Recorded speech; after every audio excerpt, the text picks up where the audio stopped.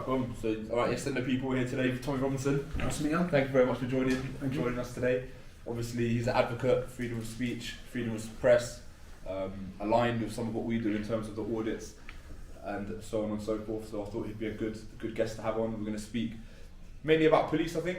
We want to speak about police. Yeah, it'd be refreshing not to talk about my usual politics. Yeah, that's what I mean. I think it's an important issue, please. Absolutely, and yourself, you've dealt with a lot of adversity from the police, you know, since starting the EDL and otherwise. So I thought, yeah, you'd be a good person to speak to about this topic. Obviously, not my usual sort of video style, but yeah, I thought let's make it work. Cool. So obviously, the first thing I wanted to ask. So you started the EDL 2009. 2009. Yep. And what was your first encounter, kind of sort of with the police post starting a sort of activist group and stuff, expressing your rights, obviously not committing any crimes. So what's the first kind of direct police interference you had? Straight away, I'll tell you. So you obviously, the English Defence League started because there was a soldiers' homecoming parade in Luton. Yep. And the soldiers come under attack by a radical group of extremist Muslims who are now a prescribed terrorist organisation, but they weren't at the time. Yeah? Sure. They attacked the soldiers, just cut it short. They attacked the soldiers. I organised a group called the United People of Luton. They spat at them, didn't they? Spat at them. And the police escorted them to make sure that you two was face to face or something. Yeah, the police let them do it. Yeah. They walked them through the town hall. They were brought in through the town hall. I'll stand there, I see the police escort of all this group of radicals walking through the town hall. I thought, where are they going? And then I heard all the commotion, and they brought them out to stand them right in front, like from me to you to the soldiers' parade, so they could spit at them. They spat at one of the soldiers' mums. They just caused mayhem, yeah? Facilitated by the police. Right. Like, the police knew they were going to do it. We didn't know they were going to do it. And then, so I watched it that day. So I organised a group called the United People of Luton. Yep. And it was about, every time you hear Luton, what do you hear about? Terrorists. This sort of stuff. Scandals, yeah. Scandals, yeah. And we're from Luton. We love Luton. Right? And we love our armed forces. And so people understand, in that first regiment, in that regiment that come under attack, Scott Mundridge was 26 years old and he died. Yeah, he's from the estate. Where I was a 19-year-old as well. 19-year-old who lost his legs or something. Yeah.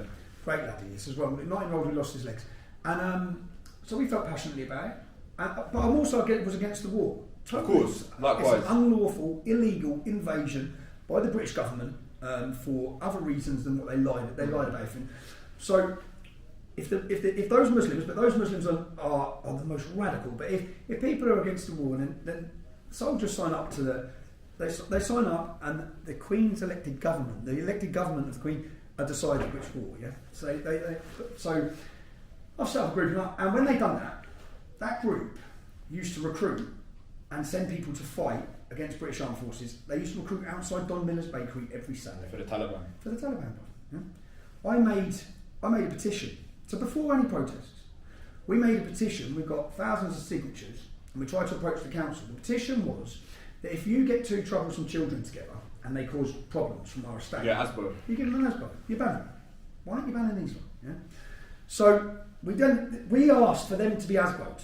Which is the lowest tier of punishment. Just stop, get them out of our town centre. Yeah. Right? My mum, my nan, our families should not have, no one's nans or family should have to walk past these men, these terrorists. What did they do? No. We held our first protest. They held us for 3 hours, kettled us in to disrupt it all. That's all gone. What did they do then? They raided 14 houses, one of them being mine. Yeah? The police? The police, yeah. So in response to you in response to the first protest, 14 houses, different areas, yeah. And this is after the EDL was set up? This was when the formation of it, yeah, the start of it. The first Luton protest. Yeah, before the English Defence League, it was the United People of Luton. They then developed into the English Defence League. They raided 14 houses. One of them was mine. What was the ground? What was the legislation they were using? I wasn't at home. Yeah. I wasn't at home. They arrested everyone. Yeah. And they gave them bail conditions. Right. What were the bail conditions? Not to be in Luton Town Centre. I'm guessing. Not to enter Luton Town Centre. I know how this poem ends. I know how these things. Not to enter Luton Town Centre for the next 3 months. Yeah. So I was sitting there, and they went to my mum's house. So I know what's coming, but I wasn't home. I think, so we've asked you to ban them, and you're banning us. All for expressing your freedom to protest, to assemble in a public place. Because the things were heating up in Luton at that time. They picked all the main people, get them out of town, ban them from town. Yeah? But they didn't get me. I wasn't home. So when we then met up for the next demonstration, 3 weeks later, so we had each bank holiday in May. When we met up for the next demonstration, I turned up and gave everyone balaclavas. And then we walked into town balaclavas on. I thought, I know I've got. So you were in breach of your bail then? Well, they didn't get me, so I didn't have the bail conditions. But what about the 14? The other boys come because we all said, hold on, no, we want civil us. disobedience. You need to do it. We want our say, but we don't want to get remanded. Of so course. the lads put balaclavas on, That's which brilliant. is why everyone had balaclavas on. And then that blew up. The images of loads of men in balaclavas marching through a town centre, yeah, didn't look good. It was pretty hostile. But that was my first level. I watched the police, and do you know that tactic? That continued for the rest of the English Defence League. Arrest, bail conditions. Arrest, bail conditions. What about charge? No charge. So it was a police bail? Yeah, just conditional police bail? Yeah, never charged. But I mean, like, I went through, I probably had... That's interesting. Yeah. Wow, yeah. Do you know, I've had that. So that was the start of then the English Defence League starts. Mm-hmm. And when the English Defence League starts, I'm at home, my wife's 6 months pregnant, boom, doors go through. Yeah? This is in the first 3 months. Yeah? Boom, doors go through. Police come from everywhere. Yeah? And I'm like, what are you doing? And then they say, we're arresting you. And then the police officer says, look, sorry, Stephen. It's Luton police, so they know me. He says, sorry, Stephen. I said, no, you're just doing your job. He goes, going to be arresting your wife. I said, she's 6 What months. was for? Did they not quote any legislation? Can you remember? I know it was a long time ago. No, this one, they arrested on suspicion of money laundering, yeah, tax evasion. Okay, they had me on charge, on this charge, this one specific charge. Yeah. You'll read about it. I got done for mortgage fraud in the end, or I pled guilty to mortgage fraud. Yeah. But the charges they come in were tax evasion and money laundering. Was that associated with the group? With No. the EDL group? No. They'd gone back 6 years in my life. So in those first 3 months of us starting our activism, they went back 6 years in my life. They looked at the business that my wife owned. They looked at the properties. They looked at everything. Yeah. Well, they hadn't even looked at it really. They come in and then they were looking. They said 4 years. I was on bail for 4 years. For 4 years. And do you know what they put me under? Straight away. Under this, because it's money laundering, they can put you under your maximum allowed spend of your money. They freeze your money. They froze everything. Yeah. Straight Can't away. get a bank either. £250 a week. Yeah. Bearing in mind our rent. Yeah. So you meant the default on everything. When I looked it up at the time, I looked it up and it's called disruption tactics, and they use them on high profile drug dealers. Yeah?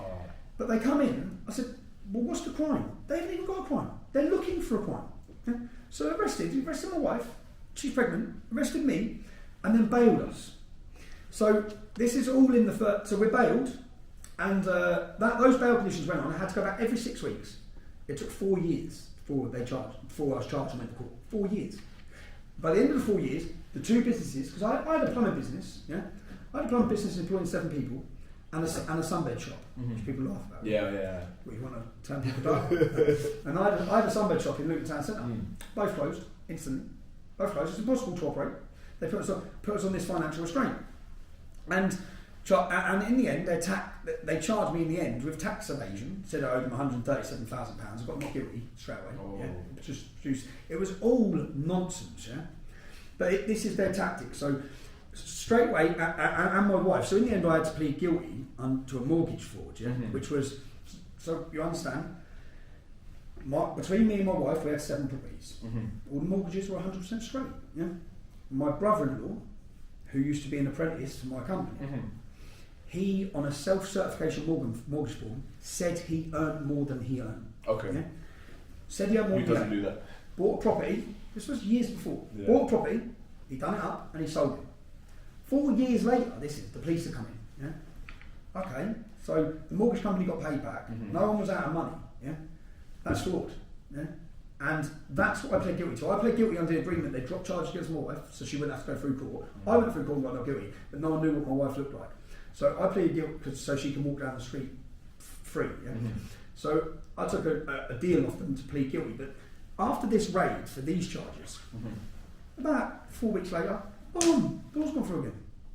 I'm like, what are they saying now? They come in, they nicked me on armed police. Yeah? They come in to armed. No. This is 2010. This is 2009. Starting. It's still 2009. This is all in the first. They come in quick. All in the first 6 months. Yeah. So no, it wasn't. I flew to Luton Airport. I was going to Luton Airport, and we were starting the Scottish Defence League. Okay. English Defence League has started. We're launching a Scottish Defence League. I'm at the airport ready to fly up. Special branch travelling. We're arresting you on suspicion of criminal damage. Armed police for criminal damage. Criminal damage. So as I'm being held for criminal damage, Yeah. they raided my mum's house, and they raided my house, my kids again. Yeah. As I'm held in the police station at the airport, we have to get transferred to Luton, special branch, and the criminal damage, and then they read me through the criminal damage, and I'll give you the stuff so you can stick it in this video. Yeah, I'll give you the proof of all this. Yeah? All right. So they arrested me on criminal damage, and they say that when I was present in a hotel in Leeds, you see that door there? Lift the camera up on this. I don't know how we can do it. So we'll video it and just put it in afterwards. You see that on the top of that door? Yeah. You see that? No. That was broken. What, the little thing on the corner, like the little leather thing? In a hotel I was staying, apparently. About £30, criminal damage. Special branch. Yeah, so I'm like, you've nicked me for this. And I'm thinking, what the hell? They've nicked me to raid the house. Now, when they come in the house, they were seizing all electronic goods and all paperwork. I thought, well, what are you doing? What's that got to do with that crime? As a commission that you would have... To show that I booked the hotel, to show that I was there. This is what they said. And they've seized everything, yeah? They've seized everything. Now, this is the one, I followed through with this, and I put in a police complaints into the IPCC, and I got the results back, and they sent the officers on training, yeah, because they found if they fell below their, I made 7 allegations. Yeah. You arrested me specifically on this day, yeah, because I was setting up the Scottish Defence League. They accepted it. That's why we've done it. So IOPC admitted liability for that? They admitted all liability for all of them. Every allegation I made, they accepted. Because when they bailed me for this criminal damage, my bail conditions were my bail date of when I had to go back to the police station was the same date and time as the next English Defence League demonstration. Oh, so convenient, isn't it? Right? Yeah. The conditions I had not to contact English Defence League supporters, so criminal damage, English Defence League supporters. All my bail conditions were politically motivated. It was all of it was about stopping activism. All these raids in the first 6 months. Yeah. But you know what? And if I'm honest, sitting here now, you would not be sitting here talking to me now. No one would have heard of Tommy Robinson if they didn't freeze my assets and close my businesses. Because I was the same as everyone else. I was thinking a lot of things, but scared to say them. Yeah. I used a fake name and I wore a mask. No one knew who Tom Robinson was, or the police officers knew. But I would never have continued properly because I knew I'd lose everything. Yeah. And I was successful at that time. But they froze everything for 4 years. They made me the best leader of the English Defence League they could ever have made. They had to. They took everything away. Yeah. So when they took everything away, I can relate to that. It makes you want to fight back. Oh, that's but it. Imagine that's baffling. So he broke a little lever for the door. They've seized. No, I didn't break it. Right. No, when I went through the police investigation. Even if you had broken it. So I'd stayed in the hotel that night because they followed me there from Leeds because I'd done a demonstration. It was a hotel in Sheffield. I'd done a demonstration in Leeds. I stayed in Sheffield. They'd followed me there, so they knew I was in the hotel. Yeah. They'd gone. They're just looking for stuff, basically. They'd gone. Yeah, but they had a statement from the manager of the hotel saying I was nothing to do with anything. Yeah. They already had that, so they knew I hadn't done anything, but they used this as an excuse to come through the door. So imagine to prove that he was at the hotel at that time and that he'd allegedly broken that thing on the door. They seized all of his electronics to try and prove that he was there at that hotel at that time. That doesn't sound proportionate, does it? They seized it for intelligence. Of course, we know this, but I'm trying to police logic. Yeah. That's crazy. Obviously, I can relate. 20 police officers, armed police officers. 20 police officers, armed police officers. Oh, that's crazy. Bail conditions not to go to the English Defence League. Bail conditions for this. It's like, and that was a common theme throughout my entire activism. Was arrest, bail condition, arrest, and the rest. None of them went anywhere. No, of course. For example, the money laundering one took 4 years. Do you know when they actually charged me for that money laundering one? I was in Belmarsh prison. No, I was in Wandsworth prison, and my birthday is 27th of November. And Bedfordshire Police come and see me on the 27th of November. So I take out myself my birthday, and then they charged me. So I've been on bail for these years for this investigation, and then they charged me. So 2009 I was arrested, and they charged me end of 2011. That's when they charged me, and then I went to court, and when did I get cut? I went to custody 2015. So you went to court? It took them. They charged me, and then in 2015, that's when I went to jail for that first arrest in 2009, for their big investigation for 4 years. They ended up imprisoning me for it when I pleaded guilty, and I got 18 months I think for mortgage fraud. And then even that they come back to get me on again. See, that's the thing. There are some parallels. Obviously, again, I say this. I can never begin to compare the kind of magnitude of what you've been through, but the tactics, I can see there are some parallels. Obviously, I don't want to talk too much because obviously some things are still ongoing with my situation. But I can see some parallels with every I can see the similarities. Yeah. I promise you, especially like you said, the the time frame, the time lag between actually taking action and looking back at old things. Years. They've definitely done that with me as well. We're going They've through, definitely done that. what had happened is we'd started and they said, look at every single thing. Yeah? But not just about me. When I went through what they'd done, they'd gone and got court warrants from a judge to go get my mum and dad's bank accounts, both of them. Yeah? They're looking for stuff to get my mum and dad on. Right? They went through all my family. I couldn't begin to, man. All my family. Crazy. All my family. And because what? Because we were, and when I thought about it, like there was an English Defence League demonstration in Luton, and the prices come out, and it cost £2 million to police. And I thought, I'm upsetting you because I'm costing you a lot of money. And then it became into a bit of a battle against me and the police, because I'd then do things, and I would do things in retaliation. Yeah, I think. Yeah, of course. Oh, We're yeah. men, like we've got that fire. I'm You have to. I'm marching to Hamlets. Yeah. Please stop. No, And do you know when I went to marching to Hamlets? I don't know if you've seen the video. I don't know. You got nicked or something? Was it not? Yeah, from something about a police, the public order. It was a public order. No, Yeah. I get assaulted. So, Yeah. And he's blatantly a police officer. Like you've got to watch it. So I didn't see it, you know. No, so this is it's each story. So I've said okay. So I'm disagreeing with the police on whatever issues to do with English fencing. I said, right, I'll come to Tower Hamlets, and they said okay. And Scotland Yard come see me the day before, so they said we need to meet you. And I said, all right, sound. Meet me in Imrak Grill. Yeah, it's a Muslim restaurant in Luton Town Centre, and it's always full of Muslims. But I'm from Luton, right? So I eat there all the time. I've always had since a kid, yeah. So then when they come in, and I met these two police officers, and we sat down, and they've gone. They're looking around and they said, "What are we doing here?" What the fence? Coppers from Scotland Yard, yeah. And I went, "What do you mean? What am I doing here? I live here. Confident. I live here." Yeah. And they're like, and then they said, "Right, look, Tommy. Okay, no. You're walking tomorrow." So what I was doing a charity walk, and it took me straight through Tower Hamlets. So from here to here, it was after Lee Rigby's killing, and it was from A to B. 2013, right? Yeah. To take me to Woolwich, yeah. But to take me to Woolwich, I go straight through Tower Hamlets. Yeah. No, purposely provocative, possibly. I include little fit, and I went straight past East London. It's legal though. I was going past East London Mosque. So the police come and said, "You can't walk past the East London Mosque." I said, "What?" And he goes, "We don't want you to go into Tower Hamlets." I said, "I'm going from A to B, yeah, and I'm going to go the straight route from A to B. Right? I'm not going to take no detour. For what reason?" And I said, "Well," and the reason was, "We don't want you to walk past the mosque." I said, "I walk past the mosque every day. Look where we are. And we're surrounded by Muslims everywhere. Yeah. I said, "I live here. Right? Walk past the mosque every day. What do you mean?" Right? And I said, "No, I'm going from A to B. That's what I'm doing." Right? So they come and they sort of said, "We don't want you to." I said, "But you can't stop me." Right? So that's what I'm doing. So I turn up the next day to walk, and the imam would come out and make comments as well. So, and there's only two of us. And on the video, and this video goes viral, it has 1 million views next day. Most people, I read the comments, they don't like me, but they're saying, "What is going on here?" Right? I'm walking through, and as we're walking through, we get just to the border of Tower Hamlets, just to the border. And as we get to the border of Tower Hamlets, the police step back. You can watch it on video. Police step back, and two men walk in next to us, plain clothes, and they're walking, looking at us. And I said, "You're all right," and he just goes, boom, like that. And he elbows me, yeah.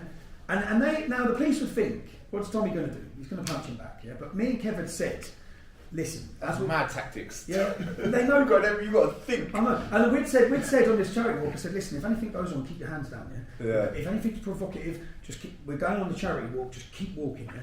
So it's come in, and I didn't react. Right? I just went, "What are you doing? Right? What are you doing?" And then I said, "Arrest him!" Right? And it's all kicked off. And I said, "Arrest him." They let the two blokes walk off, and then the woman stops, and she's looking at me, and I was like, "What are you doing? Why are you arresting him?" Well, uniformed officer looks at you. Uniformed, and she says, and she's obviously got something in her ear. You can see it. She says, "Tommy, I'm going to be arresting you." And I'm like, "What?" And she said, "I'll arrest you for to prevent a breach of the peace." I'm like, "You'll prevent a breach of the peace?" And no, for obstructing a police officer. That was the charge. Obstructing a police officer. I'm arrested. I'm like, he just hit me. So their tactic didn't work, but they just rolled with it anyway. They were already rolling. Went with it anyway. So the plan was for you to react, as any man would. And then you would react. And then I'm getting nicked. But then they were just thinking, that didn't work, nick him. Yeah? So they nicked me for obstructing a police officer. But here's where it gets mad, because then you have the CPS, Crown Prosecution Service, who are meant to be independent from the police. I got charged with obstructing a police officer. Yeah? It's all on video. It's a viral video, had 1 million views straight away. Anyone can watch this, yeah? I'll give you a link to it. It's a funny video because it's just insane. Right? I got charged and I had to go through 3 court dates before it just got kicked down. With bail conditions as well. Bail conditions. What were the bail conditions? Not to attend Tower Hamlets. Not take the Tower Hamlets. So I done a walk around the perimeter of Tower Hamlets, but it's like 27 miles or so. Yeah. In response to it, I said to the police, I'm not allowed to enter Tower Hamlets, no. So I just come out the next day, I said, all right, sound. He said, well, I'm going to walk around the perimeter of Tower Hamlets. Police that. Police that. Police that. Yeah. And, and as I walked and done this next walk, it was pissing down rain. I've got meat wagons everywhere just following me on this walk as I go around the perimeter. And all of this, I'm thinking, all of this is just a little me v you silly, battle. Petty, yeah. But petty. they make it like that. Yeah, they set the precedent. They make it so it has to be like that. Yeah, and if anyone hasn't noticed, I'm very, I don't know. Well, it's not defensive. I'm just, if you tell me not to do something, I'm going to do it. Of course, you're resistant. You're like, yeah, that's what the whole don't draw. That's what you need to be in this game. You need to have that in you. Do you know what I mean? You've got to be petty. You've got to be able to get one up on them. And it become a bit of a battle, which then it's not really about the cause, which at times it was. At times I just thought. And then it becomes like, and it becomes about letting them win, and I don't want to let them win. So I know you're doing this to stop this, so I'm going to do it. You can't beat them. You can't really beat them though. I don't know. No, I'm having a go. Not through the court systems and not for any system. Yeah. You watched that video earlier, yeah? You know I sent you the video of me with my children in. Yeah, that's another thing that I wanted to talk about. So you were in Cambridge, was it you, some Luton fans, you were watching a football match in a pub in Cambridge? Yeah, I was with my children. Yeah. So I was with two friends and their children. We'd gone to the fair, and then we was having food in the pub afterwards, and the police come in, which you see on the video. It's all on the video. Cambridgeshire police, this is by the way. Cambridgeshire police come in and say, you need to leave the town. They said, what, there was a section 35 dispersal notice or something? It doesn't make sense. Leave the town. Yeah, leave the town. What? And I'm standing in there like, what for? And they said, you have to leave the town or we're going to arrest you. I'm like, what are you talking about? I'm out with my kids. So it's like, what do you mean you're going to arrest me? What sort of law is this? Yeah? And Luton police, you see, and at that point the manager comes over from the door security comes over and says, excuse me, these families have been in here all day and there's not been a So there's no antisocial behaviour or anything, because their argument was they were going to put a section 35. That they believed that my presence could provoke a reaction. That's not how the law works. Yeah. That's not how it works. There has to be some sort of offence or risk or action first, and then they can issue the dispersal notice. They can't just, on the threat of something might happen, then anything might happen. Something might happen right now. You know, like anything. That's why I said you're going to stop. Doesn't make sense, does it? If that was the case, you'd stop me coming out the front door. Because if I walk out the front door, something might happen. Yeah. But they and they done this in front of my children. Now that was touching when I see that video. I didn't like that. I didn't like that. And my daughter was fearful of the police after that. My youngest. It was the first time she'd never go to football again after that. And Luton police actually. So I took them. I thought, you know this. I thought, enough's enough. I'm taking it to court. Cambridgeshire police. I see you served the papers on that. It was a civil claim. What was it? You filed for harassment, anxiety, right to a private life. I don't know what happened. They charged me. I lost. Yeah, I know. Was the fees were like £20,000? £53,000 I had to pay. I'm in a similar situation right now. I think I may 53,000. even bottle it. Yeah. Because how can you win? So after that, I gave up on the judiciary or the system because I thought that is on black and white. It's on video. Yeah. Luton police officer come to court and testified. Yeah. I'm no risk. Because they were trying. Luton police officer, who's the head of intelligence for football hooligans. Yeah. He's known me since I was how high. Yeah. It's a strong case. He comes to court. I summons him. Yeah, because I know they know. So I used to be trouble. So Peterborough County Court, wasn't it? It was a people, yeah. And I used to be, and I'll hold my hands up, I used to be trouble at football. Yeah. But then I got a banning order, and I love going to football. And from that point on, I only ever go to football with my children. Okay, I stay away from the lads. Even if there's a big game, I don't turn up anymore. And the police were well aware of how I changed my whole life around football. Yeah? Of course. So Luton police know, and the Luton police officer come to court, and this is twice. Yeah, I'll tell you. He come to court and he said, "No, he's no risk, and we don't see him as a risk. We have briefings in the morning, and we never think about Stephen Lennon anymore. Yeah, okay. We know what he's doing. He's with his children, the kids. We know what he's doing. Yeah, he's not a risk at football." And the officer said that he was mistaken. She actually ruled. So this is the head of intelligence from my town who know me, and they ruled against him and found in favour of the police. Yeah, not based on any law. Yeah, and I had to pay £53,000. Doesn't fill me with any confidence at all, because obviously I've got situations where I'm suing. But I did win one. I didn't win one. They settled out of court. No, they that case there, they'd offered me a settlement out of court. Oh, what Cambridgeshire police Cambridgeshire did settle? Police offered me. No, they offered me before the case. I refused. They said I refused. I said I want your money. Yeah. I want the court case. Right? I want a court case, and I lost. I had to pay £53,000. How much did they offer you, if you don't mind me asking? £5,000. £5,000, yeah. Fair enough. But I said it wasn't about the money. I replied saying, no, it's not about the money. Yeah. You need to make a public apology about what you've done, and you need to publicly apologise to my children, right? Because that's what this is about for me.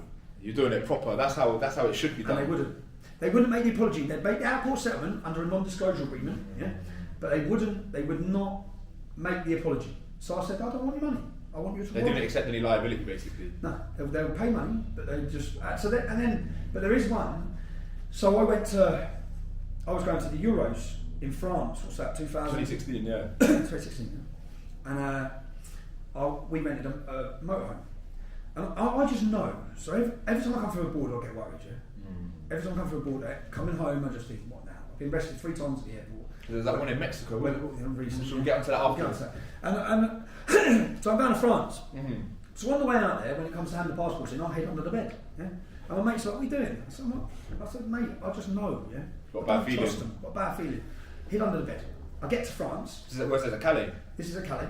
I get to France. My wife rings. Police are raiding the house. Police are here looking for you. Yeah? I said, what for? She said, football prevention officers. I said, what for? Yeah? I haven't even got to got there yet. But then this is me in my little battle against them. So I made a video, yeah? And I'm in France. Yeah. Right? And I'm with my mates. And I went, I'm in France! Yeah? And we all go out laughing, yeah? And I had Twitter, so I added Bedfordshire Police. Oh. Yeah?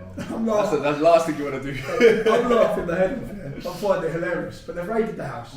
I'm at the Euros. I think England lose to Iceland, didn't we? And I had to get to the next game, but I thought, I was so furious with the team. I thought, I'm going home, yeah? I've had enough of this. It was a shit game, to be fair. It was terrible. And my mum wasn't well at the time. So I was coming home, and when we was coming home, I just wanted to go see my mum as well. So as we come through the border, I thought, well, I know they've been looking for me, so they're probably going to nick me. So I hid under the bed again. Yeah. Police, they catch me hiding under the bed. What, Dover? Coming through Dover. Yeah. Oh. As I'm coming through, the police, and then when they catch me, I've got my passport, and they're like, what are you doing? Why are you hiding coming into the country? You're British. I was like, I just can't be bothered with a ball ache you lot, yeah? I know you're going to pull me in and question me. Yeah. Well, we are now, mate, yeah. You're hiding under the bed, yeah. And I was like, look, and then they let me go, and then I get home. What, on the spot? In Dover, yeah, they questioned me, but they're all right, yeah. I said, look, I just want to get home, right? And I knew you lot pulled me in, and they were like, so they let me go home. I'm home, and 2 hours, there's a video of this. 2 hours, police at the house. And I knew they'd come. Police at the house, but they come in uniform. And my kids are there again, so I lose their heads. She opens the doors, 2 coppers in the house. I come and I says, get out of the house. What crime have I committed? Yeah? And I haven't committed a crime. Yeah? So they said, we're here to serve your papers, you're in court tomorrow. What's that for the prevention thing? To give me a football banning order. Yeah? And I said, do you know what they said when they got to court? They lost. Yeah? They lost. It's only a case of one. The only case of one. Do you know why they lost? You took a civil claim against them for that? No. So this is them. They take me to court. They're taking me to court. Yeah? The next day, yeah. The next day, and the court is to give me a football banning order for 5 years. Magistrates court. Magistrates. Yeah. Luton magistrates. And when I get the paperwork through, they've drawn a map in Luton, and this is for 5 years. And they want to ban me every Saturday. Whenever Luton play, they show, which makes no sense. They show the entire Muslim community. They draw a map around it, literally to where it is. Yeah. Town centre, train station. They want me banned from all this area. I'm like, and they're not saying I've committed a crime.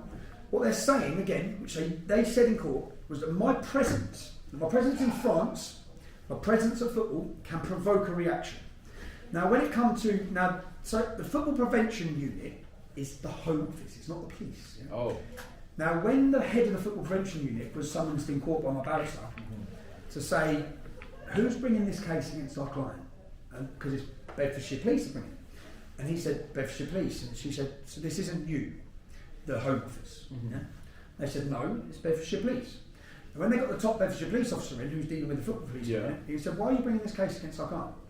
And he said, because we've been made to. Because we've been made? We've been made to. Made to? He said, made to by who? He says, the football police unit, which is the Home Office. The Home Office. So then that police officer's lied. The bloke from the Home Office lied, yeah? Because he said it was Bedfordshire Police. And then she said, okay, let me just ask you, you're in charge of football policing unit in Luton. Do we need to give this man a ban? He said no. This was in court? This is in court. He said no. From the guy from Beds? From Beds. Yeah, the Beds police officer. Is that the same geezer that testified for you? Yeah. Okay. And you know what? So you and him got like a good relationship? No, we haven't got a good relationship. No. Which what surprised me so much and changed my opinion a lot. Because I don't trust the police and I don't like the police. Yeah. And I thought, there's no way. But he just told the truth. Yeah, that's odd. That doesn't follow the script. No, it doesn't, does it? That's odd. But he's a rarity and he's a gem within the police because he's actually there doing this right job. and telling the truth. So when he was questioned, do we need to give him a banning order? He said, no, you don't. There are officers like that. They're very, very far and few between. Yeah, and he risked his job. I think he risked his reputation within the police. He put himself in an awkward position. And I heard them from other police officers that the Cambridge incident with the kids. Bedfordshire Police fell out of Cambridge Police, but the two policing units fell out because Bedfordshire Police didn't agree at all with what had happened to my family. No, because it wasn't right. Yeah, and then the judge's summing up was that the officers, the Home Officers who were summoned, their evidence was vague, cagey, and dishonest. I remember reading that. I remember reading those specific terms. Right. Yeah, that the judge said. Yeah, they threw that one out. Yeah. Yeah. So threw it out, but didn't award me costs. Cost me £5,000 to defend it. Yeah.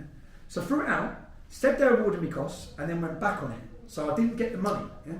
I didn't get the money I'd spent to defend it, even though it was vague, cagey, and dishonest. Yeah. The whole case against me. So, but I've been through so many of these cases. Yeah. And some of them, I hold my hands up. Certain times, I've deserved to be arrested, and certain likewise. I deserve to, and if I've deserved to, I'll swallow it. Yeah, but I've sat in so many cells where I can't swallow it, and so many times where I just think, I sit there feeling sorry for myself, thinking, no, I shouldn't be here. I should not be here. It's like when the whole contempt of court issue. Mm-hmm. Oh, of course. Which is the big thing when I went to jail, when there was a Free Tommy movement, and I asked someone walking into court. Because that's not really too different to what we do. To be like, well, auditors, a lot of auditors film outside courts, public buildings. You can't film inside the court building. That would be contempt of court. But there's nothing to stop you from filming outside. And besides, those guys had already been convicted. Yeah. They'd already pled guilty. So I don't understand what filming them. All I asked him, and do you know what? I was very calm. Well, I think you're well within your right to ask questions to a convicted paedophile. Do you know what I mean? Do you know what I showed the judge when we went to Old Bailey?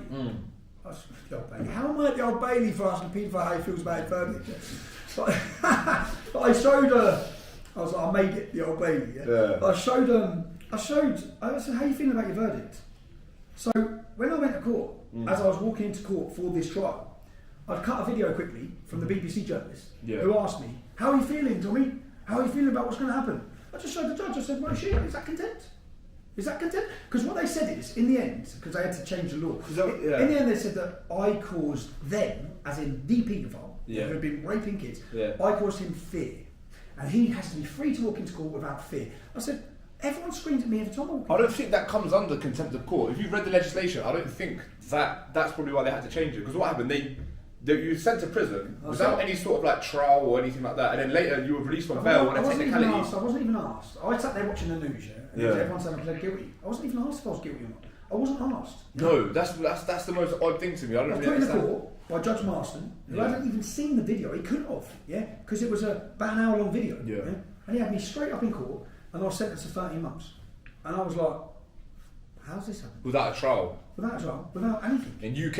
Yeah, and I sat there, and do you know what he done then? He put a reporting restriction on anyone being able to say I was in jail, which is when it blew up, because Canada, America, Australia... Was that getting Tucker? Tucker Carlson, all of them they were got in touch with you. So he's in jail, And I remember I landed in Hull jail. I remember ringing up my wife, just saying, like, "You alright?" I said, "Yeah." I said, "Yeah, I'm in jail." She's like, "What?" I said, "Yeah, it's got 13 months. I only went out of work because I was a journalist. I've got out. I was like, "Have you had enough yet?" No, sir. Have you had enough yet? Because I ain't coming home, baby. And I was like, I can't believe this has just happened. And then I was watching it all blow up on the outside. Well, I weren't watching it because the first 3 weeks, but the screws were coming. You were still on social media at that time, weren't you? Yeah, you weren't completely. Yeah, I was on all of them. So this all plays into the. Anyway, carry on. And the screws were coming in and saying, "Mate, it's blowing up out there. It's blowing up out there." And it took 10 weeks to get an appeal. Yeah. Now, I didn't have any faith in any of it, But they got an appeal, the appeal was going on, I'm still in my cell. And then some geese come knock on the door and said, "You're going home. Screw? No, just some lad. Oh. He said, "You're going home." I was like, he said, "You're going home, man, turn the TV on. You're going home." And then I turned the TV on, it's like breaking news, Tommy Robinson will be released from jail. I was like... They protested and 3 days later you got bail. Yeah. Is that right? There was They protested outside the jail and 3 days later. 30,000 people marched in Downing Street. This is when they got worried, I think. And they knew what they'd done was wrong, and when it actually got to appeal, they realised he hasn't followed any of the rules, the judge. He's just gone way beyond. Sentenced me, so he hadn't followed due process. No. So I was freed from jail. and I was freed from jail, and then and then I produced a documentary called Panodrama. I don't know if you see it. I produced a documentary called Panodrama. Oh, I remember with those BBC reports Yeah, and yeah. stuff, and one of them even said like off the thing, oh yeah, you know, he's alright, but this is the way we've got to play it out. Yeah, Well, well, you undercover recorded that. Undercover recording. That was I've it, got yeah. a girl to I should have watched that. I undercover should have watched that. I may watch it, man. It's brilliant. Yeah, no, I've watched it, but years ago. It's that. It's not fresh. They in my recharged me. mind. Within 48 hours, I got a letter off the, what's the head of the legal thing for the government? My solicitor rang me and said, you're back in court. For the contempt, A year- original contempt of court. The one I've been free for, that had gone, a year later. I'm like, what? He said, you're back in court. I was like, what for? And they took me back to court, so I've gone back to the Old Bailey then. I've already done 10 weeks or 11 weeks of solitary confinement. If I asked someone how they So feel you about- lost all that weight and that you look like a different man. Yeah, I thought I looked good, Yeah. but I didn't. So I thought, I've lost loads of weight, I'm coming out of jail, I look alright, Yeah. I come home, I was like, you look like a crackhead, bro. What's going on? But I was ill, man. When I watch back now the interview I've done with Tucker Carlson, I went well. I went well at all. And so I've been freed, and then they offered me a deal. Again, it's all the dirty deals. I was offered a deal where if I plead guilty and apologise in court for the contempt, if I accept full. They want you to apologise for their mistakes. So if I accept that I was in contempt of court, then I guaranteed don't get a prison sentence. I wouldn't have done that either. Didn't do. But that sets a precedent. It set a precedent because they've quoted that same law. They've used the law that they sent me to jail for already. I've done St Kelshire, and then they contacted again saying we're not going to act on it this time for contempt. But and they quoted the law speaking actually Lennon, the law that they'd sent me for previously. They were quoting that law to send me to jail again. Yeah, Now, because they've revised it. They've revised it, but they only use it on me. Yeah. So other journalists can ask people how you feeling about a verdict. Yeah? Well, there's been lots of cases since where Muslims have been walking into court for the rape charges and they've been getting screamed at and abused at. No one's been arrested for contempt. Yeah? No one's been arrested for contempt. But so it's sort of like the law. Look, there's laws there, and they will manufacture them, twist them, and use them. Of course. Whatever way they want against certain individuals that they want to silence and shut. Of course. And that's not just against me. No. Well, you know. Yeah, obviously not to the same extent. But No, obviously this is. I wish we had this chat before I started this. Yeah, I'd have This said, don't bother activism doing it. stuff. You're in trouble, mate. honestly, They're no. coming for you. I've learned a lot, even in the short time we've had. Yeah. Obviously, like I said, I could see the certain parallels, but no, that's crazy. So they wanted you to plead guilty to basically cover their tracks, And do you know what John's mad is? to not go to prison. So part of the system is, right, if there's reporting restrictions, which is what they said I breached, if there's reporting restrictions, there has to be a sign on the door and it has to be on the screen. I had pictures of both from the day. Yeah. No, nothing on the door, nothing on the screen. Yeah? I'd gone into the court that morning, which we had proof of, and I'd said, are there any reporting restrictions? I'd gone in and asked security. Yeah? I'd done all this. Right? I haven't breached any law. That's what I said. I haven't breached any of your laws. Yeah? You've messed up, right? And now you're punishing me with a prison sentence. And so they wanted me to plead guilty because then it would have got their mess away. Yeah, that's what I understood. But I didn't, and then they banged me up in jail again for the same offence. Was that year? What year was that? 20. That was 2017. Then Were you still on socials? I was then? still on social media. You were probably. My understanding is you were probably at your Peak, yeah. peak then. I was So the going contempt of court, they wanted to shut you away for something small. Yeah, and I think That's my understanding. I think when I went to jail on this contempt and they banged me for 13 months, I think because they come and transfer me from Hull prison, which Hull is a 4% Muslim population for a prison, yeah. And I said, where am I going? And they went to where I was going. I'm on the bus. Where are we going? Yeah, I'm in a taxi or on the bus. Where are we going? You're going to H&P only. Well, that's 35% Muslim. That's the biggest Muslim population in SC capitals in the country. What are you taking me there for? Yeah? What are you taking me there for? And I believe that if there wasn't such a big reaction to my imprisonment by politicians, congressmen in America, the Front National, Le Pen's organisation in France, Swedish Democrats, politicians from all across Europe were talking about it. Yeah? And there was protests, massive protests everywhere. Yeah? If there wasn't that, I believe I could have been killed in prison. I believe they would have fed them to me. I believe that the intention, I believe I was at such a thorn in their side. Yeah? And you see it all the time now, like even the police officer who's just come out and made comments in the United States. I don't know if you're watching the January 6th, they called it the January 6th, what they call it, the insurrection, yeah? Right. When after the Biden won the election, there was the takeover of Parliament. Yeah. The police officers come out and he gave a statement, he gave evidence and said there were undercover FBI agents basically controlling this. Yeah, He's dead the next day. I actually generally, all these conspiracy theorists, I think, no, I think you're banging me up in jail. It's not conspiracy. And I say that because I say that because when I was in Wood Hill prison for this, you know, the mortgage fraud. That's the Cat A prison, isn't it? Yeah, mortgage fraud. That mortgage fraud, when I pled guilty, they transferred me to Wood Hill prison. I'm like, okay, so paper offence, and I'm in Wood Hill prison, maximum security, full of terrorists. And a prison officer come to my door. I was on the first night centre, and he said, when they come to get you, do not leave this cell. Yeah. I went, what? He said, your life depends on it, son. Don't leave this cell. It was next paratrooper. I said, all right, sound. So hour later, 2 hours later, door opens. It's him and some more prison officers. He says, you're going on B-wing, son. Come on, get your bags. I went, I ain't going anywhere, mate. He says, if you refuse, I'm going to make an arrest. You're going to be put on punishment. You're going to be transferred down. I said, okay, I'll take that. I'll take that. Yeah, good. And then he come back. They were transferring me to B-wing. So today is the 10-year anniversary, yeah, of 6 Muslims got caught with guns, suicide vests, and IEDs. They travelled to Dewsbury to blow up an English Defence League demonstration. They got caught with no insurance and all that. Today's that anniversary. Today's 10 years. It was 10 years today. Yeah. And it's quite a funny story. I went to their court case. Mm-hmm. They got 25, 30 years. But it's quite like a comedy sketch. So you've got where all the English Defence League are. Yeah. Where was that? Was it Luton? It was in Dewsbury. Where is that? Up Leeds, Yorkshire. All right. They turn up 2 hours late. So there's a video of them all walking where we were. Yeah? Oh. Like, they've got there, like, oh, they've gone already, yeah? So they're driving home, and they've got no insurance. So they've got to do... So they've been pulled over for no insurance, and the whole pulled over no insurance, police seize the vehicle, yeah? They don't search it, right? So they pulled over no insurance, they don't search the boot. And when it's in the impound, 2 days later, they open it up. IEDs, guns, fucking swords, suicide notes, everything, yeah? So the police come to see me at the time, they counter-terrorism, they said, look, we understand people have been trying to track you through your phone. Yeah? And I'm thinking, what's going on? And they said there's been a serious threat here. Yeah? And then this all come out of the news. Boom. All from no insurance. They got all from no insurance. That is a comedy sketch. Yeah, but I try and work out if it wasn't. I think they let them go. Yeah. So I think they've had someone on this side. That's what I think. And I think they let them go and follow them. So they let them go, follow them, and then jumped on them 40 hours later. See who they're talking to, see what's going on. But when they nicked them, I've gone to the court cases at the Old Bailey. I see. That's what I think. Yeah, that makes more logical sense. There's no way they didn't know about it. I don't think so. That's too funny. It's a funny story because I've gone to their court case, I'm sitting in the Old Bailey and they're all talking. And they're going through the evidence of their searches. Mm-hmm. Yeah. And this is some big jihadi, and all he's been searching is porn, bro. They're reading through his searches. It's just porn. Pornography.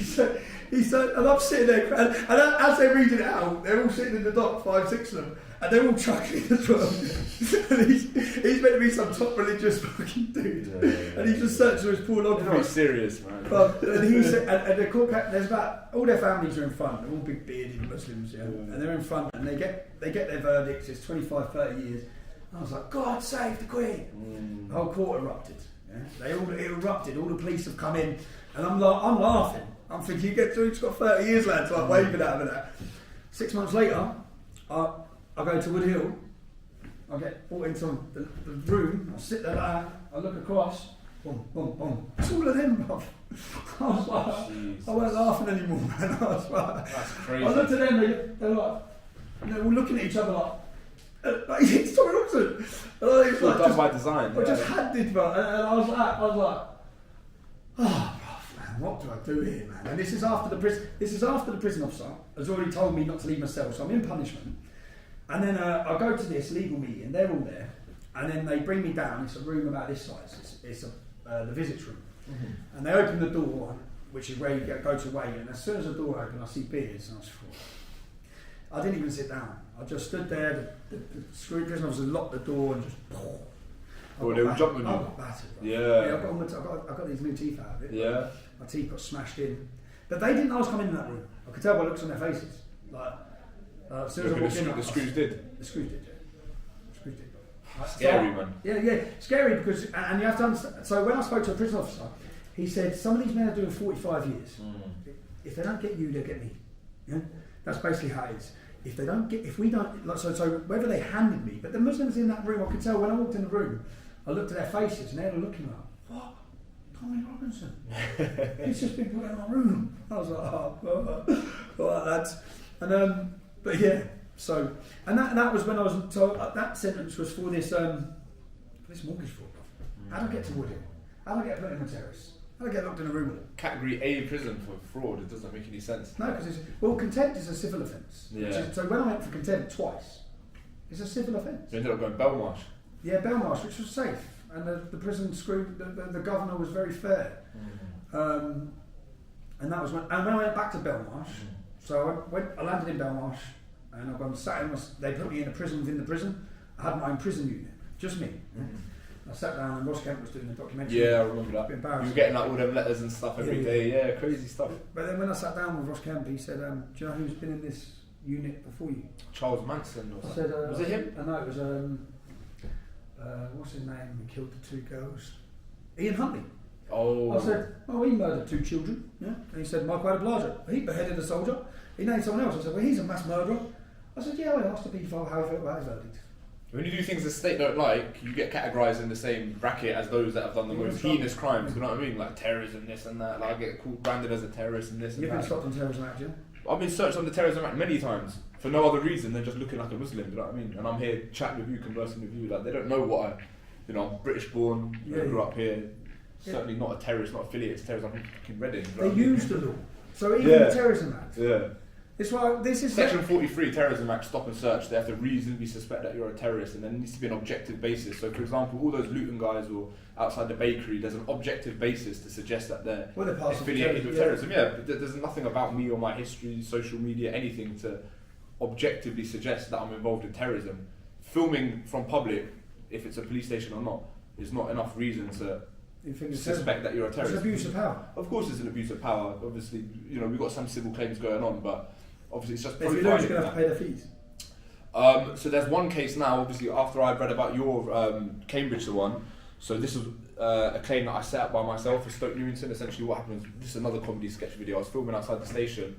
This lady comes out, plain clothes, didn't identify herself, grabbed me, you're under arrest, no, you're going to be searching the Terrorism Act, didn't quote any sort of grounds or reason why, put in handcuffs, and then she was like, all units come to the front.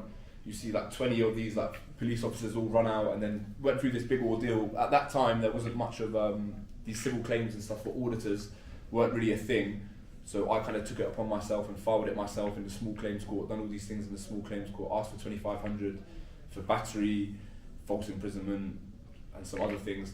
But now it's been allocated, and obviously if I lose, I'm going to have to pay the whole court fees because the police aren't accepting liability.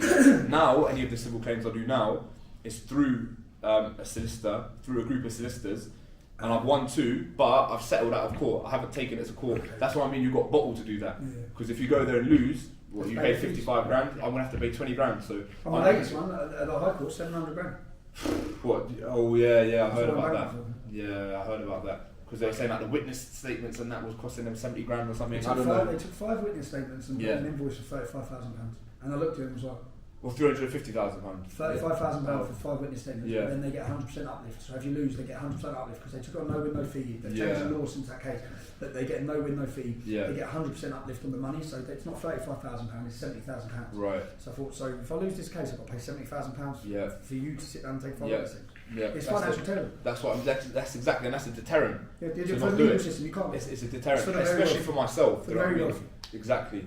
With the civil courts. Like now, I've got these solicitors. Obviously, I've won 2. I've got one against Bedfordshire Police. That Kempston Police. Good. Obviously, they nicked me Section 47 of the Terrorism Act. They searched me under. An inspector has to authorise it. After that, I told you I made that comment to that Indian officer, maybe a little bit, rude comment. I said, I was like, you disappointed your parents should have been a doctor. You lot would have seen the body worn video of that.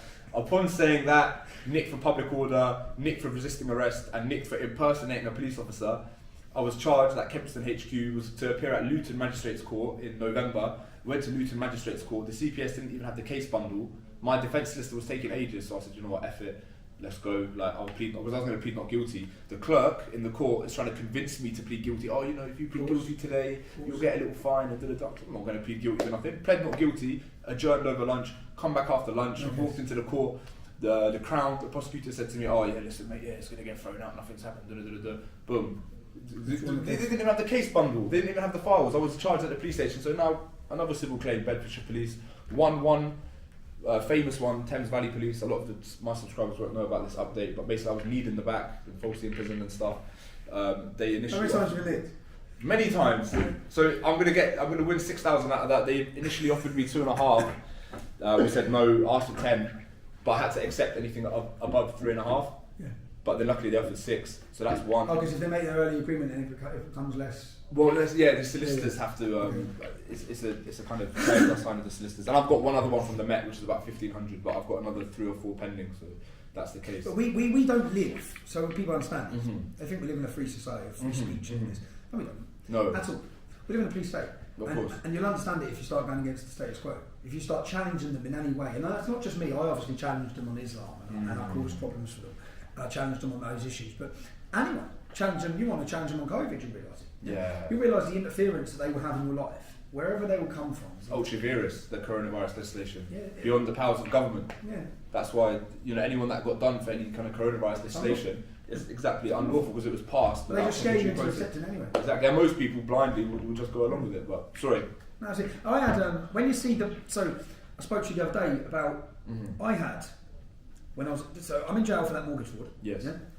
And I left the English Defence League just weeks before the court case.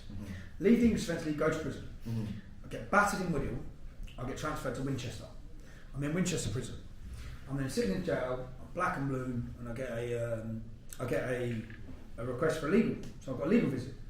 So I walk into this legal visit room, and there's 2 young lads. I say young, they were young. Yeah? They look like lads. Yeah? And they said, right, no one knows we're here. Yeah? Only the head governor of this jail knows we're visiting you. I said, who the fuck are you? Yeah?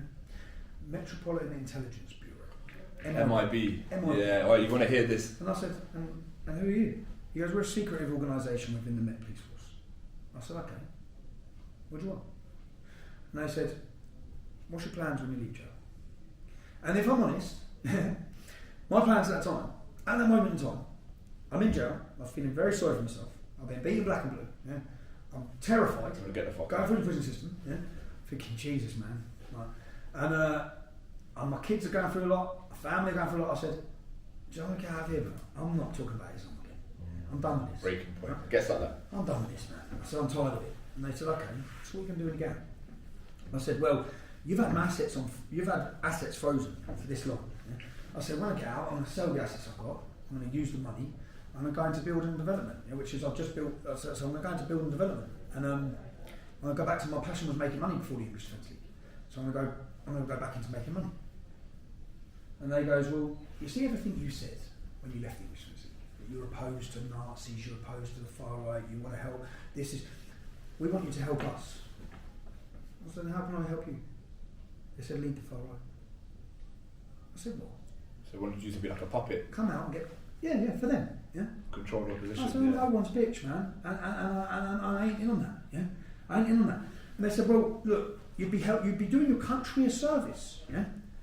I said, you're taking a piss. I said, does the left arm not know what the right arm does? I said, you lot have harassed me, you've damaged me, you've chased me, you've persecuted me, you've hit my family, yeah. I've left, I've stopped, and here you are sitting here telling me you want me back. And I was like, what are you talking about, yeah? And they goes, where'd you see someone for 5 years? I said, I'll be a millionaire in 5 years, lads. Yeah? I said, I'll get out of here and I'll do all my stuff. And this is what I said. So they said, look, we want your help. Okay, we want your help. So we're asking for your help. And I said, well, yeah, get me help. Right? So spill out. So they leave. I come out of jail. I'm on licence. Okay? I have licence conditions. So I'm on licence and I'm driving on the motorway. Police come from everywhere. I'm arrested for burglary. Yeah? And I'll send you a link to this because I requested the tapes for the burglary where they questioned me about a burglary. Yeah. Comical. A lot of people say a lot of things about me. Yeah. Burglary. Yeah. And I'm sitting there and I get interviewed about this burglary. I'm held for 12 hours and then I'm let go. It was up near Hull. I was on the motorway. And I'm let go and I'm on bail for burglary. So I travel home. I walk in the house and my wife says, Winchester Prison's been on the phone. I said, oh, yeah. She said, you left some stuff at the prison. She gives me a number, it's 0207. Met London number. Yeah, that's not Winchester. So I rang out, I was like, hello? It's those fuckers again. MIB. It's me from MIB. And I straight away, you fucking wankers. Yeah? He goes, you're in a bit of a predicament here, Tommy. I said, what's the predicament? He goes, well, if you get charged, you've got to do your licence straight away. Yeah? You're straight doing your licence. You're lucky you're not doing your licence now. Yeah? You're straight on licence recall. He goes, not just that. Imagine the damage it's going to do to your reputation. Burglary. I was like, you scumbags. He goes, look, we just want you to come down and talk to us. He goes, we can make this go away. Come and have a chat. Sounds like movies. I cried. I said to my wife, I said, what the fuck do I do here? What am I meant to do here? I was terrified. I said, what? Like, taking on Islam, taking on this, having a fight in the street. I said, what do I do? I know what they're doing. What can I do about? What do I do about this? I don't know what to do.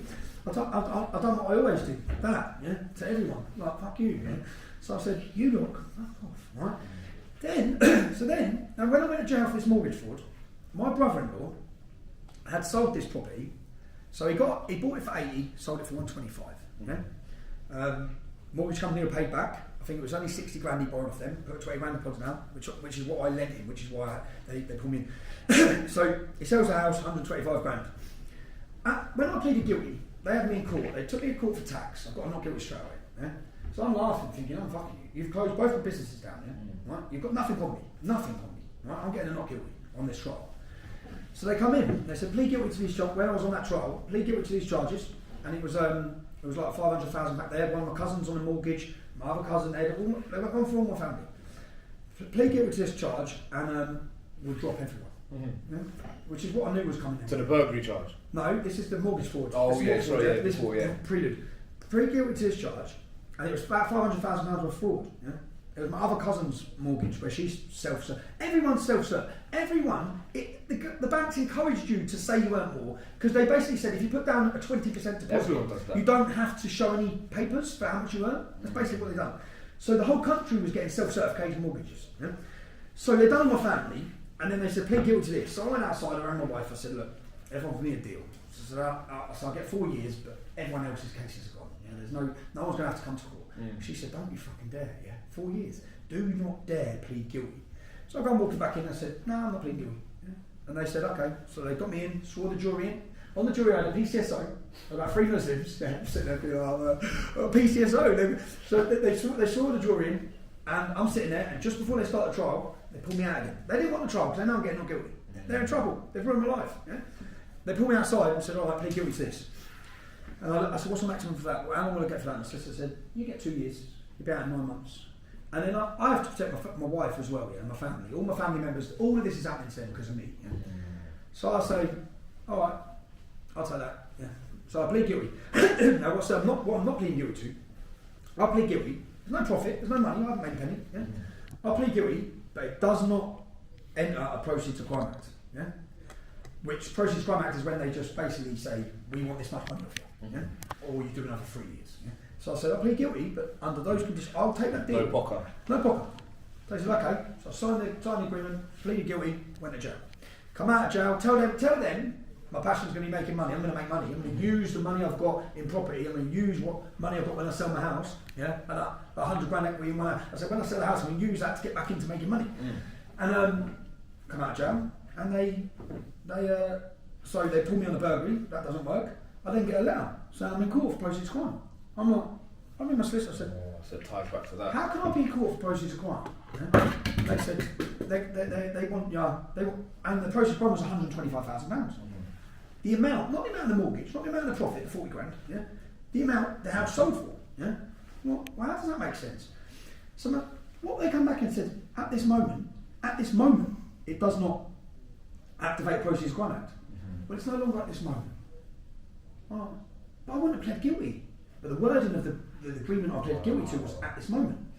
So I come back and get hit for £125,000. I go to court and the judge hits me for £125,000.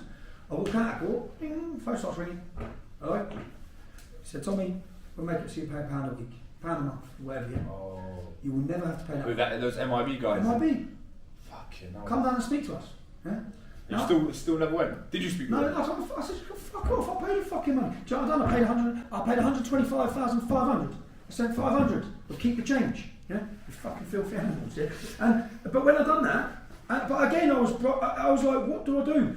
I'm not, because I know once, if you stepped into that, I'm in trouble, yeah? But then I also re-evaluated everything. So I thought, you're doing this to me. How many Muslims you do this to? Yeah? And then every terrorist you see, yeah? We find out they've been in contact with MI5. Everyone. Yeah. So MIB is MI5. Yeah, it's the same shit. So I'm then sitting there, and I've got to pay them the money. So then I sit down with, and I'm on bails. I'm on licence still, so I get invited to talk at Oxford University, and anyone can watch my speech. Yeah, and I have to everything I do at the time. I have to. The head of probation. Her name was Sue Bowman. She was the counter-terrorism lead for probation. Bitch. She told you what you can and can't say at the speech. She sat down and said, "No, we don't want you to talk at Oxford University." I said, "You might not want me to." Yeah, I can, so I will. Yeah, so I'm going to talk at Oxford University. So I'm due to talk there, say on the Thursday. On the Wednesday, police come to my house, nick me. I'm recalled to jail for 28 days. Yeah? They used a post I put on Twitter. Someone said they're going to rape my mum. Yeah? I commented saying, "Don't go looking for my mum. I'll meet you." Yeah? I got recalled to spend 28 days in jail. So I get recalled to jail because what I said to, she said, "What are you going to talk about at Oxford University?" I said, "Everything about the Net Intelligence Bureau, everything that's gone on since I come in and out of jail, all the approach you've made, the blackmail over money, the blackmail over burglary." I said, I'm dealing all of it. Have you spoken about this on podcast before? Not on a podcast, no. Okay. No, I wrote in my book. Oh, so okay. I wrote in my book, so I said, I'm unveiling all of it, yeah? Because I had the recordings for my burglary charge, which was dropped. I had all the stuff about my arrest. I said, I'm unveiling all of it, yeah? I had the dude's number. I said, I'm putting it all out there. I said, I'm going to talk to Oxford University about it. Because this is a corruption of the police. This is persecution by the police. This is, you're trying to make me work for the police. All of this. So she recalls me. I get 28 days on recall. So I go into jail. I come back out of jail. Yeah? I get battered again. I'm fighting again. So I come back out of jail, and then I contact Oxford University because again the word I was looking for is I'm one stubborn bastard. Yeah. I'm like, no, this ain't happening. Yeah? So I contact Oxford University and they invite me back to speak. So then I have the meeting and I recorded it. Yeah? I had the meeting. Probation come to see me again. They said, "Why?" I said, "I'm going back to Oxford University." I said, "I'm going to unveil all of it." And they said, "No, you're not. Your licence conditions, yeah? You're not allowed to speak about the police, you're not allowed to speak about Islam, and they listed all these things which they thought would cover them, yeah, into me not talking at Oxford University." So I said, "Okay, and if I do talk about any of them, you'll recall straight to jail." I said, "Alright, so I don't have free speech, not my own licence." No. I said, "Alright, okay, I'm still talking at Oxford University." And if you watch my speech at Oxford University, yeah, I watched it. I start off saying, the speech I come to give you, the speech I had prepared for you, yeah? You couldn't write it, yeah. Or you couldn't speak about it. I'm not allowed to say any of it. I said, so then I thought, well, and it's the best thing I could have done because it's the best speech I'll probably get. Whereas what I'm going to do is I'm going to talk to you about my life. Yeah, okay. So and I didn't talk about Islam. I didn't talk about the doctrines of Islam. Experiences that you had to do. I didn't talk about the police. I just talked about growing up. And it related to a lot. So a lot of people in there who disliked me, who hated me, don't know me, and I kept asking the same question. Listen, I don't know where you're from. But they're not from the same background as you. I want to talk to you about what it's like where I'm born, yeah. And I want to talk to you about things I've seen in my life. And the things you see shape your view, yeah. So you may not like my views, but there's a reason I'm here, yeah. Of course. And I spoke about that, and but this was all the probation service, the prison service, the police. And that MIB, I actually really, then I sat and thought, I looked at everyone different, like all the main radicals and that, I thought, you're working for them, bruv. You're working for them. You're sort of control of position, yeah. You're working for them. Like even a lot of these top, Andrew Chowdhury, I thought, for years I'm in jail. He's working for them. Because he was provoking the reaction that then allows the police to bring in more legislation. Each terrorist attack brings in more legislation. So then a lot of the time... Solve people's rights, yeah. We spoke about it on the phone. Yeah. It's like the Terrorism Act 2000 was brought in because of militia groups in the Middle East and whatnot. Next thing you know, it's being used to accost photographers filming police stations and stuff. Without any sort of reasonable suspicion, they can just, boom, search you.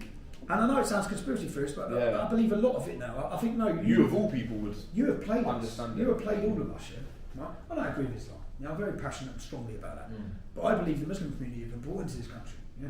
To cause, in order, open borders with the Muslim community, bringing in, because we brought the radicals in, brought the jihadis in. We created the jihadis. We created them in Afghanistan. We created them in ISIS. We've created them, funded them. Yeah? And also, we're all battling each other like hell. Yeah? Whilst they're taking our civil liberties away. Whilst they're bringing in more laws, bringing in more like no matter where it's going. So I started looking at everything different. I started looking at our biggest threat. And what is the biggest threat? And it's these lot. It's the elite. It's what they're doing. It's the cabal, whatever you want to call it. The cabal, I agree with all that. Whatever you want to call it. What this biggest one world order, Marxism, Yeah. communism, this control that you want over every single one of us is our biggest danger. Absolutely. That's where I'm at now.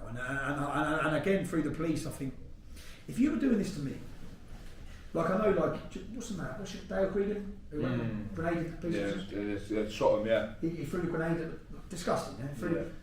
But he said he'd done it because of what they were doing to his family. Yeah?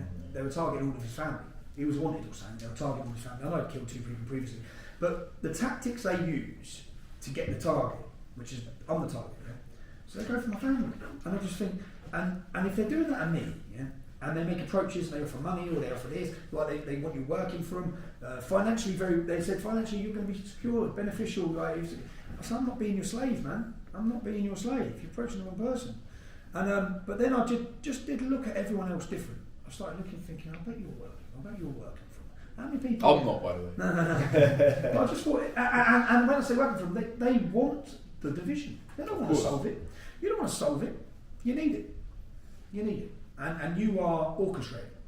You're controlling it at every angle. British government. Then you look at the invasions of countries. I start looking at it historically. I start looking at, especially with Iraq, with Afghanistan. Well, the borders literally divided with the ruler in those You places. knew what you were doing. Like anyone knew. I watched talks from top American generals talking about Saddam Hussein, why you couldn't take him out. Because if you take him out, you have a borderless place which will be vacuum will fill with radicals who will go for a caliphate. It's like, oh, hello. Well, you knew exactly what you were doing. Of course. You knew what you were doing with Gaddafi. You knew to open the borders of Europe. Because he used to be the stopping force for it, and he was becoming the king of Africa. Yeah. He wanted his own currency. One currency, yeah. He's got to go. He's got to go. He's got to go. Well, no, you are no different. When I look at, I went to Russia to give a speech because I have to go to Russia to give a speech because I can't get a platform here. I don't even get. I won't even get on any mainstream media here, so I'm out to Russia. Yeah? Was it Russia Today? Russia Today. Yeah. And I think everything we hear about Russia, I think I know better. Yeah. We just pretend we're better. Our government pretend we're better. You are no better. We're under the guise of freedom. What was a doctor who killed himself in the car over the Tony Blair invasion? The weapons of mass destruction. It's like you just David Kelly. It's like, did he kill himself? Do you know what I mean? Epstein didn't kill himself. It's like all we are, and then the paedophile. It's just McAfee as well. The whole thing is linked. I start seeing now when COVID hit. I think all of this is control, and it's about controlling all of us, and not just controlling us, Controlling the opposition as well. But you want us low. You don't want a middle class. You don't want success. You want everyone down here. You want mass corporations running everything that you're all running. I don't know, man. But the whole police thing is like, I'm in court next week. I'm in court on the 1st. What's that for? I'm in court more than the judge. Contempt. The next Again? one. Contempt. Contempt, and do you know what? So this is for that High Court case. They said I owed them £44,000, which I couldn't pay. So then I come out of my bankruptcy. They get me in court to question me about the £44,000. It's now, this whole questioning me process is £67,000. So I said, so now you want to hit me for £67,000 to question me about £44,000. It's insane. It doesn't make sense. And then, so if I lose this, you're going to give me another bill on that? Here's another £67,000. And then if you can't pay £67,000, you go into bankruptcy. If you go into bankruptcy, you've got you for another 12 months. Or tie you up for another 12 months. And I have at times. I said it's enough to make you lose your mind. It's made me lose my mind at times. Because I just think, surprised you're still here, man. 2022. What's this? Nearly July 2022. You're still here, still standing. I'm 40 this year. Well, I remember being like 27, 28, going, feeling like I was living with a terminal illness. Thinking, what do I do here? Where's this? Just mentally. Mentally, yeah. Mentally, when people are getting arrested with guns and bombs trying to kill you, there's an order for that. Yeah? That's what I'm thinking. Shit, there's an order come for that. So, but then, do you know what my biggest problem the whole way through all of my activism? My biggest fear all the time, right now as I sit here, Your family. It's not terrorists. It's not some Muslim killing me in the street. In fact, surprisingly, I get an alright reception with Muslims nowadays. Madly. I don't. Most of them just want to talk. You see little clips. People see little clips, yeah, where there's aggression. Because they're the ones that go viral. But day to day, we have interesting discussions. Yeah, disagreements, but discussions. But my biggest fear, the government. Yeah. What are you What are you doing next? They can do anything. Yeah, what's coming? And they'll wait as well. They won't just do it. They'll wait. They will never say. I saw it, Panorama. They were going to put sexual allegations against me. Yeah, that's the next stage. I got the undercover recording of it. I think you have, yeah. There's one more thing I wanted to. Obviously, you mentioned sexual allegations. I wanted to bring up that time, at Centre Parks. Yep. Obviously, we mentioned PC Nandra. So essentially, the incident I'm referring to is obviously you were at Centre Parks with your family, and there was an allegation of. Well, you might as well tell us. I was at Centre Parks. Oh, yeah, I can't mention who it was because I'll get done for breaching a. So I was at Centre Parks anyway. I was at Centre Parks and someone very dear to me come up to me, young, 9 years old, and said a man has just grabbed her bottom. And I said, "Tough your bottom." I recorded, I explained. Could it have been an accident? It was the explanation was very precise. You couldn't have made any mistake about what happened. There was no mistake. But I thought there was a mistake. I thought that's what you want to believe. Yeah. So I go and approach the gentleman. You're thinking, oh shit, here we go again. As he's walking upstairs, Asian gentleman. There's three of them, isn't it? Not with any family, not with any children, no kids, just no women, three grown-ass men. Three men. How many girls' bums did he pinch that day? Yeah? So I've gone up. So I said, "Oh, mate, who are you with?" He looked and he went, "Okay, you got any women with you?" I said, "No." So that's one thing. I went, red flags. Got any children with you? No, king. And I'm thinking, he has. And I said, and he goes, "I grabbed her bum by accident before I even mentioned it." And then I've ripped him up, threw him on the floor. Stop him from leaving, right? I've started shouting, "Get the fucking police! Get the fucking police!" They turned up 3 hours later, was it? So I wait, everyone comes over, they separate it. I wait 3 hours, I'm waiting with my children and their friends, because they all had a friend each of them. They were there on a day pass, we're waiting, please come. They take a young girl, they take my ex-wife, take them downstairs, hear what happened, so they told what's happened. They come upstairs, they say they want to speak to me, I come down, they say, "Right, we're going to be arresting you." Which I think, alright, so I ripped him up, yeah? ABH. Alright. Have you nicked him? They didn't even nick him, bro.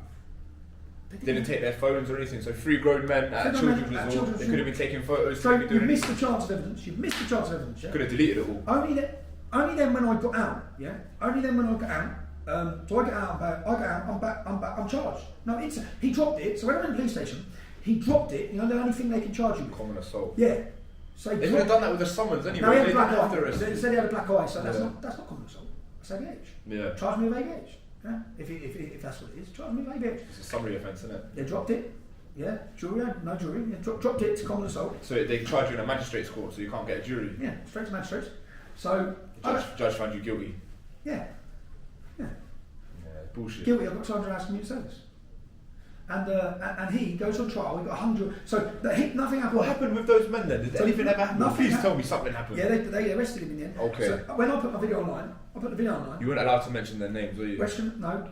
Bail conditions. Gilesh Newtown was there. But yeah. I went and so they arrested. So I go and put the video online, and then I ring the police and say, "What's going on?" Right? "Oh, you need to sit the victim down and get it on video." He goes, "No, we know what's going on. We're aware of the allegation." I said, "No, you're not. Yeah? You haven't nicked him. When are you going to nick him?" Right? And they actually go and arrest him, and they charge him. And he gets sexual assault against a minor. Okay. Yeah? And they charge him. And too late, they haven't got his phone or anything like that. But then when he gets on trial, they make it all about me. So the whole thing's about me. Yeah. The woman from the CPS, I stepped out. At that point, I thought, let them do you were it. a witness in that case. I stepped out of it. No, because I didn't. I stepped out of it. No, I didn't. It was just. So the young girl had to be sat down and video interviewed. Yeah. They prosecuted him.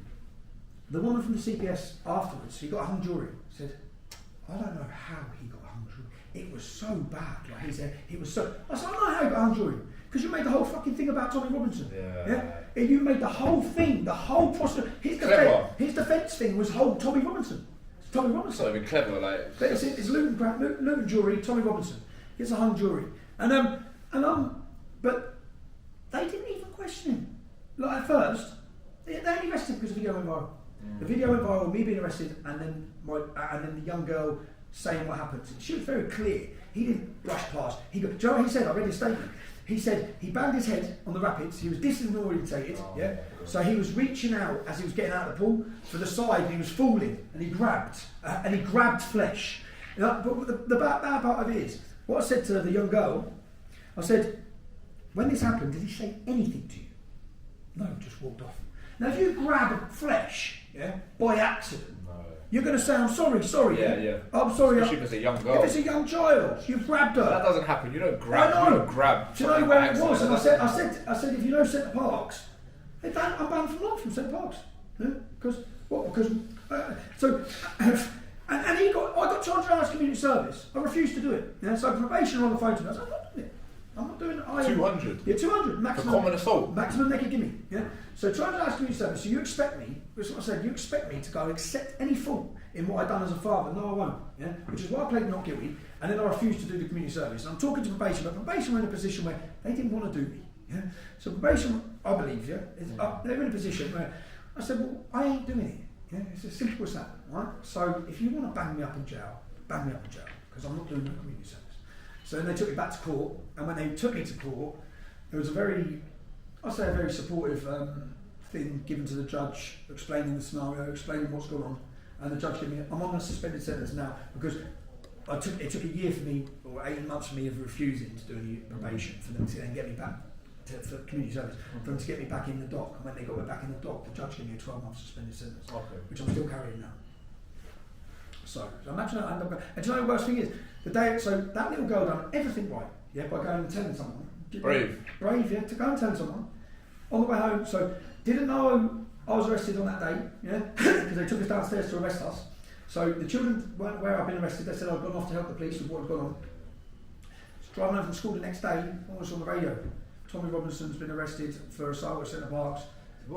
She's burst out crying, come running in the house, like thinking I'm in jail again, Then that's so bad, because then it sends a message to the children that's okay behaviour. But no, she's done something wrong. Yeah. She's done something wrong.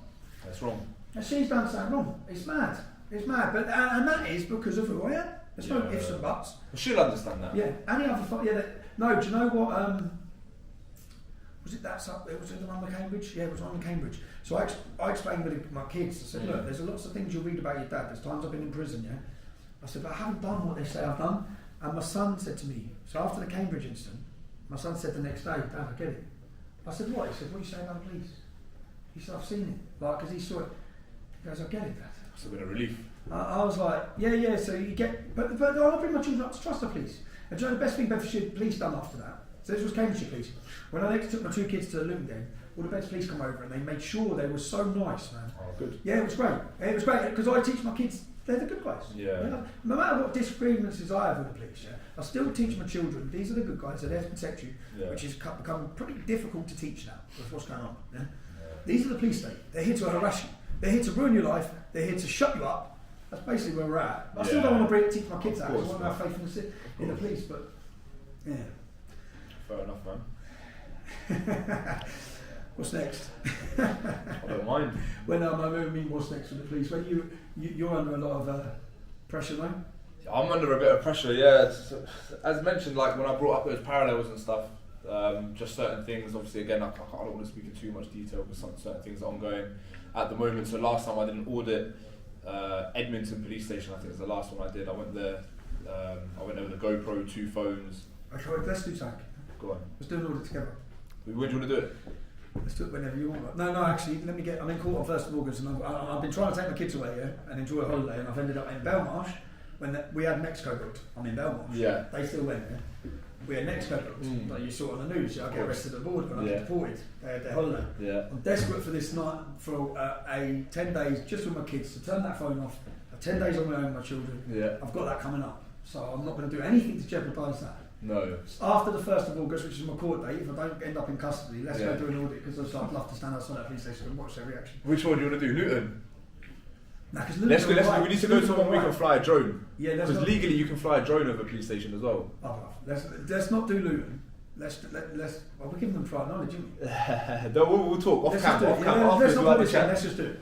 Yeah? Yeah, that's I'll take the drone out. That'd be legendary. Yeah, Yeah. Because I'm getting my stuff back from Edmonton. They took it for a month under terrorism. Took my personal phone. Never even used it. They took that. Luckily, I got a lot of good supporters. They donated a lot of money. I was able to buy my equipment back. So obviously, thank you again for the supporters. This activism stuff, people really do get behind you, don't they? People love you for if it. they're shutting you up, they're shutting them up. Yeah. If they're encroaching on your, if you are putting yourself in a it. position. That's what I believe. You're putting yourself in a position where you put yourself under attack. Yeah. And a lot of them think, well, I agree with that. I think that. I can't say it because of my job, because of this. Maybe I'm a bit naive, I'm a bit young, I don't really think of it like these people, yeah, they're proper behind it. I'm like, it takes me as a shock, really. Like, yeah, and it's enjoyable watching. They proper love you, don't they? Yeah, it's enjoyable watching. I've watched all these videos, I love it. But they like it when you take like civil action and Challenge. stuff like that, you know what I mean? If Yeah, people fight. So every time I've gone to court, that's why they love you so and they much. want you to fight. They don't want you to, even if you wanted to pander, like, I've been at times where I feel like just stopping and quitting. That's the worst thing you can do. But I'm in a skip of a catch-22 because I think lots of people rely on my voice.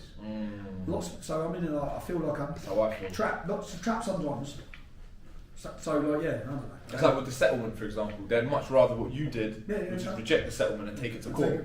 But that comes with a lot more complications. But then my supporters paid £53,000. Okay. I begrudged that. So I did. That's why I didn't ask. When I had this other case at the High Court, which they were hitting for £700,000, I didn't ask my supporters for one penny. I spent £100,000 on the legal things, and I just sacked them. I just thought, I sacked them. I defended myself, and I didn't have any money. I haven't got any money, so I didn't get any. No, fair enough. Yeah, bro, it's been enjoyable, man. Yeah, you enjoyed it? Ranting about the police, yeah. Should we wrap it up? Let's wrap it up. Alright, Tony, thank you so much for your time. No, thank you. Obviously, we'll have a chat off camera. Cool. We want to get this audit set up. For sure. But again, thank you so much for your time. Obviously, I don't really do this sort of thing, so obviously, thank you for watching and stuff. Thank you, obviously, for meeting with me and chatting with me. No, cheers, bro. Obviously, yeah, any opportunity to kind of give you a platform, I think people will enjoy watching it. So yeah, thank you very much. Thank you. Cheers, bro.